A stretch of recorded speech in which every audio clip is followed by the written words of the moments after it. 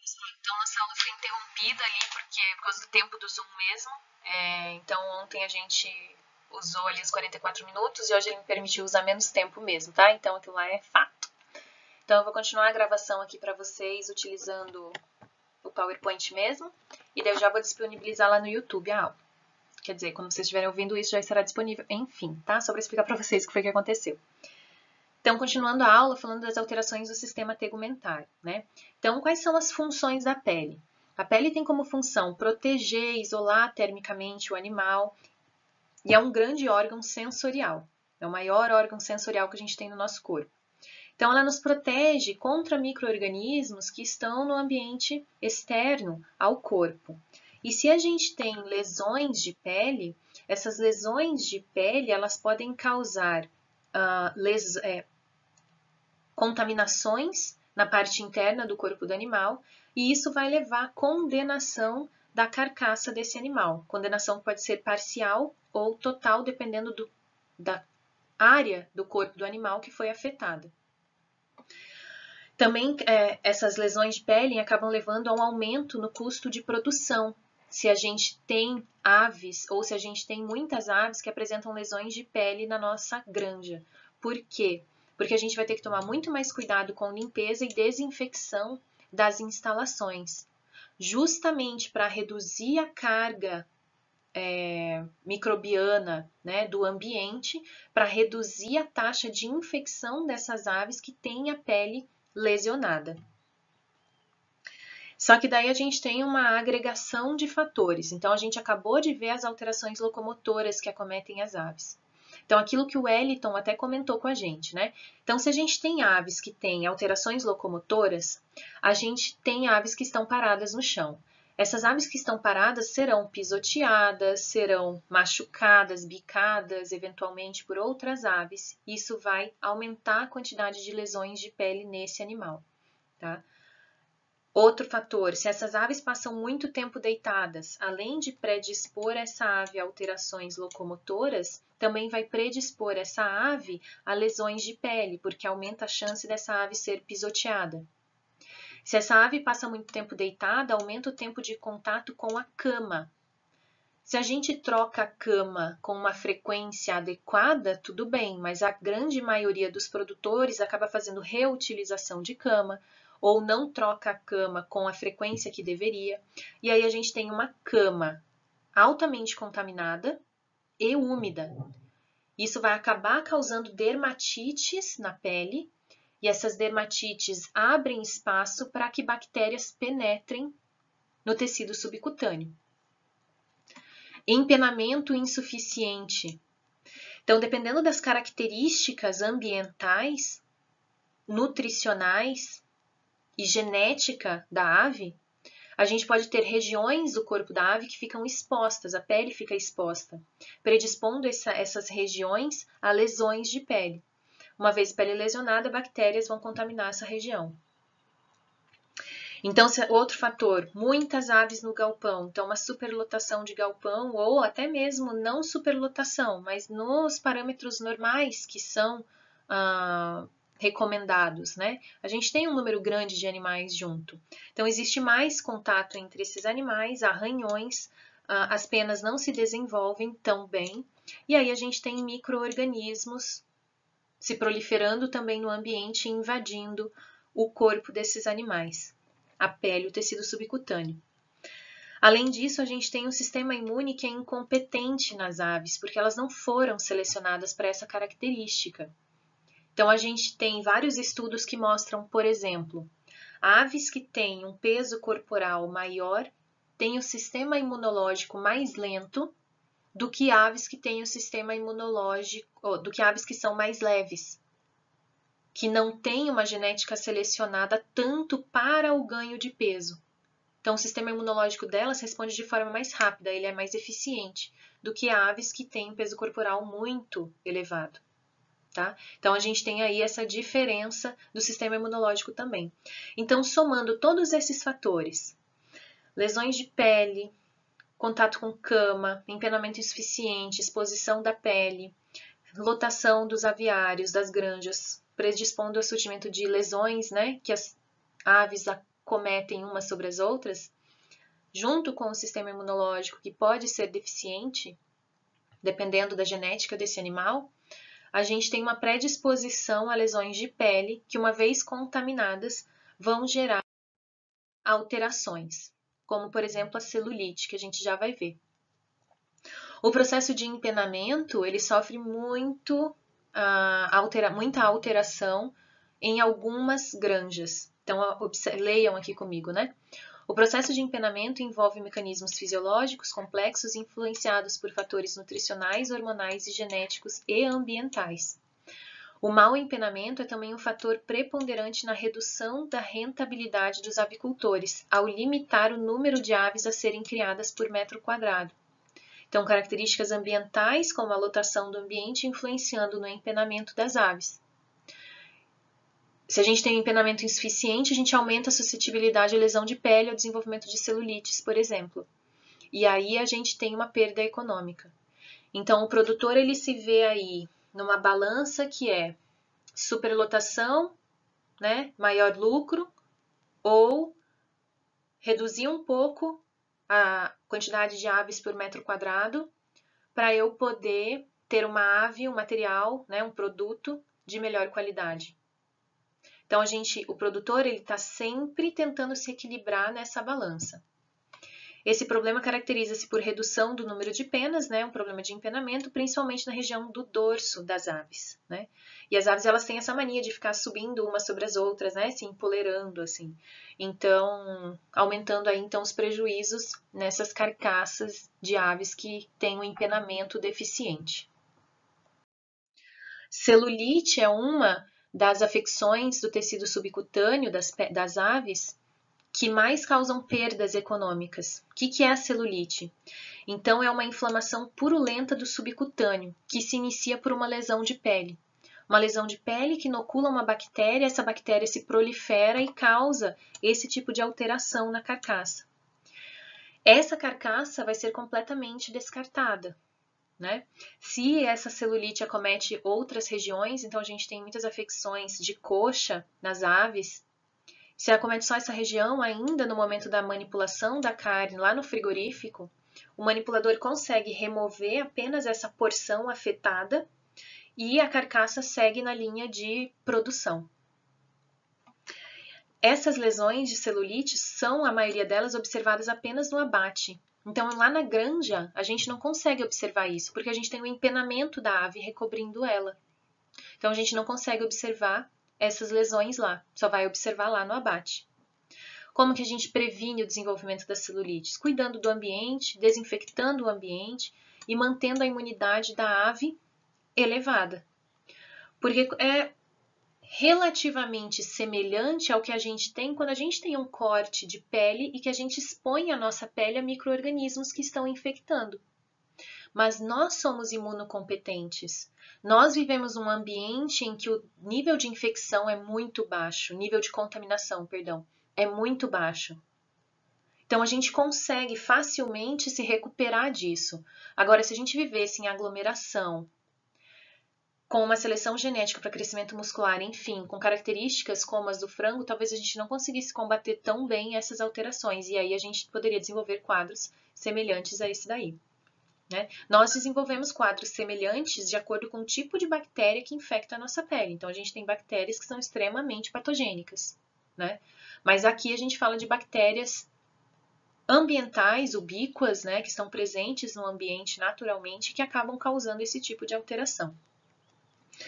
Então, esse tipo de alteração reduz a velocidade de crescimento do animal, obviamente, porque de uma forma ou de outra, o sistema imunológico, a energia consumida por esse animal, está voltada para combater essa infecção.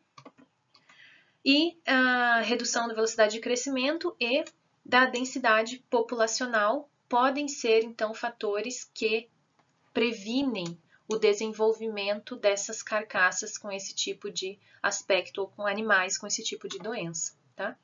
Então, como prevenir? Cuidar do ambiente, cuidar da imunidade do animal, reduzir a taxa de crescimento desse animal, e a taxa de crescimento do animal a gente pode reduzir tanto geneticamente quanto nutricionalmente. A gente pode fazer uma manutenção um manejo nutricional de forma a reduzir o ganho de peso do animal, para que esse animal cresça mais devagar e tenha a chance de desenvolver seu sistema imunológico, desenvolver outras qualidades, outras características que o protegerão de infecções simples como essas. E também a redução da densidade populacional, reduzindo então a chance de lesões de pele, né? Mas aí novamente a gente cai na questão do equilíbrio entre ganho e cuidados com o animal, né? A saúde do animal, o bem-estar animal e o lucro que o produtor vai ter lá no final. E aí a gente entra nisso aqui, que é uma das questões que eu acho mais legais de discutir, que são as alterações do sistema cardiovascular das aves. Então, novamente, as doenças cardiovasculares das aves estão associadas com a seleção genética, que levou entre um desequilíbrio do crescimento corporal e o aporte nutricional que o corpo do animal consegue prover para ele. Tá? Então, a gente tem animal crescendo muito rápido, e musculatura crescendo muito rápido, e os órgãos internos desse animal não se desenvolvem tão rápido quanto a musculatura. Então, a gente tem alterações de sistema cardiovascular, respiratório, digestório, reprodutor, urinário. Todos os órgãos do animal não se desenvolvem na mesma taxa que a musculatura. Então, a gente tem uma descompensação fisiológica nas aves, tá? Então, olha lá. O que a gente tem nas aves de corte? Redução do tamanho da cavidade torácica e do coração, crescimento rápido, o que leva a uma demanda de oxigênio aumentada. Mas se a gente não tem uma cavidade torácica ampla o suficiente para permitir, por exemplo, que o pulmão ocupe área grande para permitir uma troca gasosa eficiente, se a gente não tem um coração grande o suficiente, forte o suficiente para bombear sangue para toda essa musculatura e perfundir essa musculatura adequadamente, a gente tem um animal que se encontra num estado de hipoxemia. A hipoxemia nesses animais, ela existe e ela pode ser grave, tão grave que o animal pode apresentar cianose de crista e barbela. Animais que estão em hipoxemia, eu sei que a minha imagem está aqui em cima, mas a gente ainda consegue ver aqui o rostinho dessa ave. Ela está com a boquinha aberta, né? Isso significa que ela está tentando respirar, captar a maior quantidade de oxigênio, justamente porque o corpo dela está sofrendo com hipoxemia. Então, antes da gente observar alterações de barbela, alterações de coloração de mucosa nesses animais, a gente pode observar esse tipo de comportamento.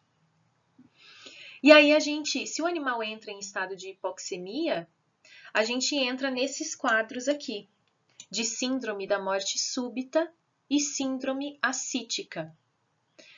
Essas duas doenças, elas têm a mesma etiologia, o mesmo desenvolvimento. Só que a síndrome da morte súbita é aguda e a síndrome ascítica ela é uma doença crônica que se desenvolve ao longo do tempo.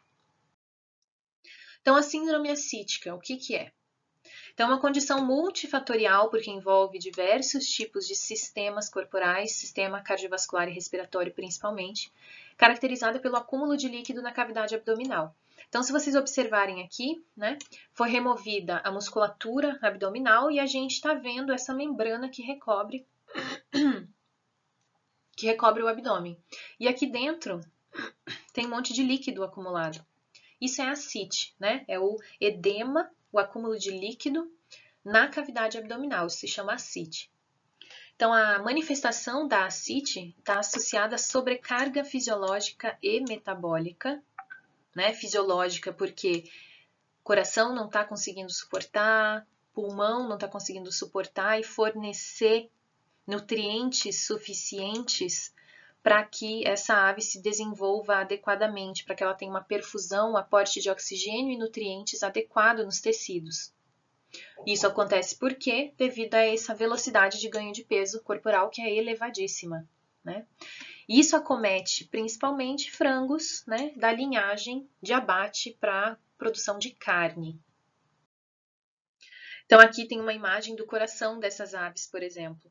Então, isso aqui é um coração sem alteração e isso aqui é um coração com dilatação dos ventrículos. Vamos ver por que isso acontece. Então, tem perdas elevadas por mortalidade dos frangos, por essa doença, por síndrome ascítica e por morte súbita, que ocorrem essas mortes durante a produção, durante o transporte e as perdas, né, de carcaça, de ganho, perdas de carcaça lá no abatedouro. A síndrome ascítica e da morte súbita, elas estão associadas ao estresse animal. O estresse que esse animal sofre acarreta em piora no quadro da síndrome ascítica e da morte súbita. Então, como que isso se desenvolve? Como que esse quadro de ascite se estabelece nos animais? Então, a gente tem um quadro de hipoxemia, né? Que é decorrente do crescimento exagerado do coração e do sistema pulmonar não conseguir dar o aporte nutricional adequado, perfusão sanguínea adequada para esses tecidos. Então, a gente tem tecidos em hipóxia.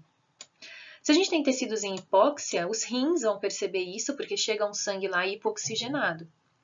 Isso induz a produção de eritropoietina pelos rins, aumentando o quê?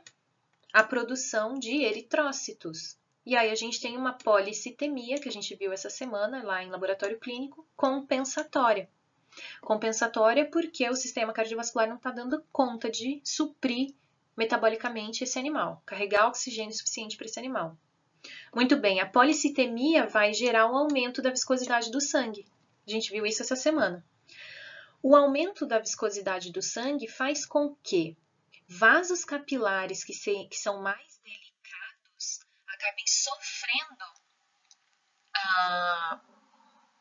para que esse sangue, com a passagem desse sangue através desses vasos. Então, são vasos de pequeno calibre, extremamente delicados, e se a gente tem uma viscosidade aumentada, a gente tem um fluxo sanguíneo que é prejudicado nesses capilares.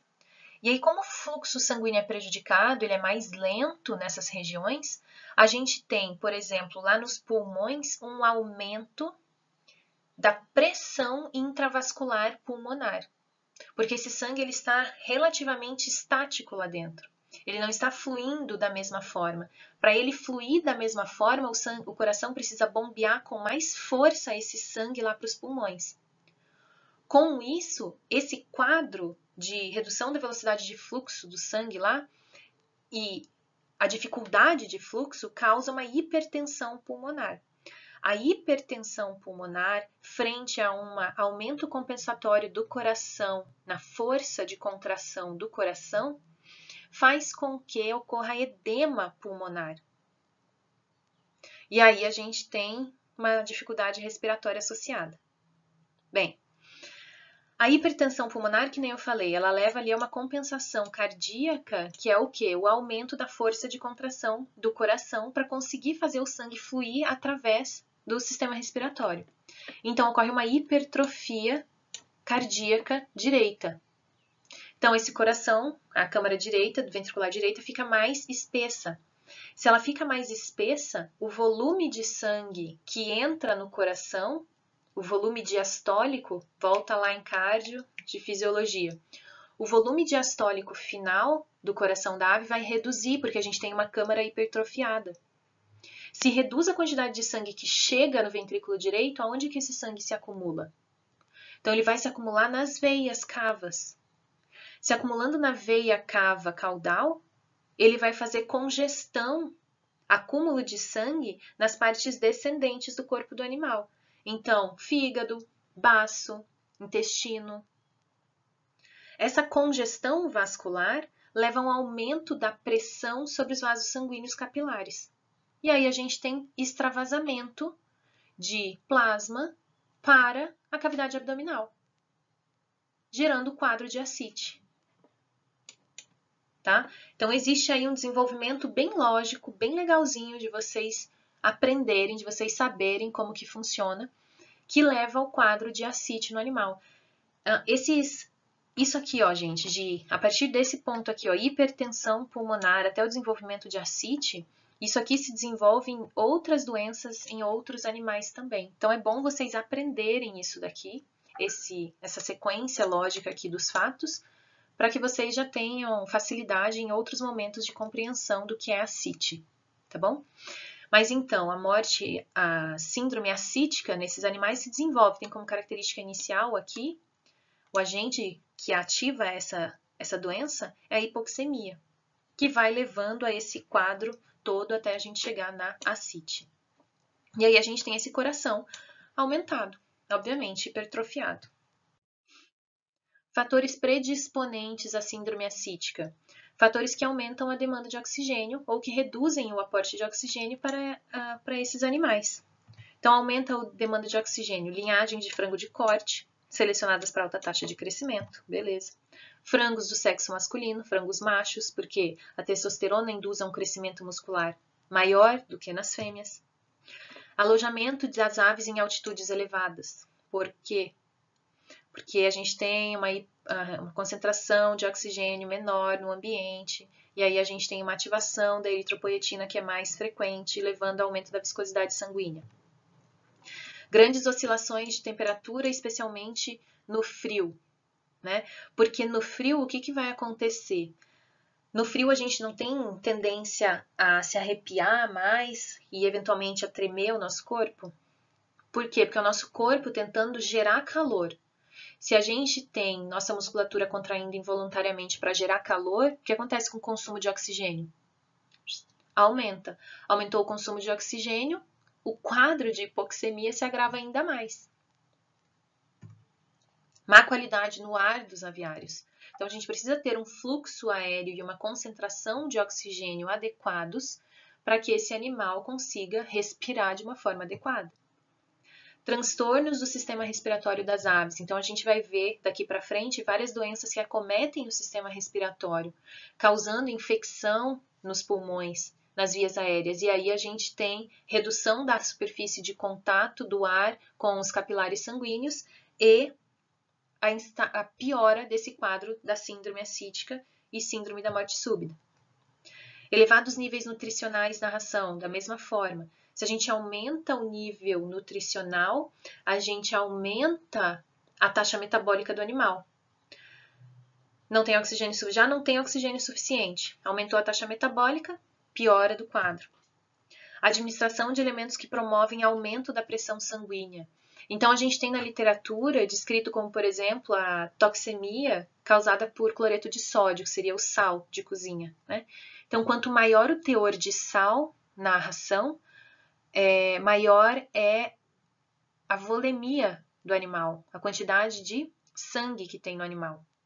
Isso faz com que aumente a pressão, depois de desenvolvido todo esse quadro, chega lá na congestão dos órgãos, tem muito sangue circulando ou muita volemia, um volume sanguíneo muito grande, a gente tem uma capacidade de maior extravasamento de líquido para o abdômen, formando uma ascite mais intensa. Então, equilibrar os níveis de cloreto de sódio e de sal na ração dos frangos, ou reduzir, é interessante para evitar quadros de ascite. Tudo bem? E a síndrome da morte súbita, ela tem uma etiologia, um desenvolvimento desse quadro clínico semelhante à síndrome ascítica, porém ela é aguda e fulminante. Então acontece rapidamente, você chega lá no outro dia, tem ave morta na granja. Está associado com quais fatores? Estresse. Por que o estresse? Então, se você tem que ter um ambiente adequado para essas aves, se você não tem, essa ave vai estar estressada. No estresse, a ave libera muitas catecolaminas, né? Adrenalina, noradrenalina. A adrenalina nas correntes sanguíneas faz vasoconstrição de alguns vasos e isso leva à hipertensão. Levando à hipertensão, a gente tem uma piora geral do quadro de edema dessa ave e formação de ascite. Dieta, então. Níveis de cálcio devem ser equilibrados, porque está relacionado com o nível de contração cardíaca. Lembram lá, né? O cálcio depende, o coração depende da calcemia para executar suas funções cardíacas normais de contração. Então, se a gente tem um desequilíbrio dos níveis de cálcio, a gente vai ter função cardíaca alterada. A gente pode avaliar o grau de hipoxemia dos animais pelo nível de lactato no sangue, porque o lactato é a via metabólica anaeróbica que é acionada em casos de hipoxemia. Então, em caso de hipoxemia grave, a gente vai ter um aumento do lactato no sangue. E redução de prostaglandinas que não levam à vasodilatação. Então, a gente precisa de algumas prostaglandinas que são produzidas a partir de alguns fosfolipídios da membrana plasmática. Fosfolipídios que chegam até a membrana das células devido ao tipo de nutriente que você está dando a esse animal. Então, a gente precisa de fosfolipídios adequados na dieta para que esses fosfolipídios permaneçam na membrana plasmática das células e que eles possam ser degradados em prostaglandinas para que as prostaglandinas induzam vasodilatação. Se a gente não dá esse aporte nutricional para o animal, a gente não tem produção de prostaglandina e não tem vasodilatação. E aí a gente agrava o caso, tá? Então, esses são os fatores aí associados com a síndrome da morte súbita, tá? E daí eu trouxe aqui para vocês, só para finalizar a aula, uma provocação, né? Esse é um texto que eu tirei de uma referência que eu coloquei aqui no final dessa aula. Então, ó, de acordo com Lucchesi, o aumento da densidade de criação, aumento de número de animais por área, produz maior quantidade de carne por unidade diária, sendo, portanto, uma alternativa viável para aumentar o rendimento produtivo e econômico do plantel. Altas densidades, porém, geram um ambiente desfavorável ao bem-estar das aves, promovendo declínio nos índices produtivos do lote. Mas outros pesquisadores mostraram que em criações de frangos de corte alojados em diferentes densidades, uma redução do peso corporal individual das aves, mantidas sobre altas densidades, levam ainda assim a produção total de quilograma de aves por metro quadrado aumentada. Ou seja, mesmo que você aumente a lotação do ambiente e tenha perdas de ganho de peso individuais, o ganho de peso do lote ainda é maior do que se você tem uma densidade populacional menor e o peso individual das aves maior. Em geral, a literatura relata tendência à redução no consumo alimentar e no ganho de peso corporal com o aumento da taxa de lotação e aumento no peso total de carne por metro quadrado de piso. Então, aumentando aí a lotação, você reduz a quantidade de alimento que as aves consomem individualmente, reduz o ganho de peso individual, mas no conjunto do lote você acaba ganhando na relação quilograma por metro quadrado de piso. Então, aí entram as questões do bem-estar animal. Essas foram as referências que eu utilizei para montar essa aula. E é isso. Espero que vocês tenham gostado. Achei divertido de montar aí essa aula, tá bom? Então, bons estudos e até a próxima.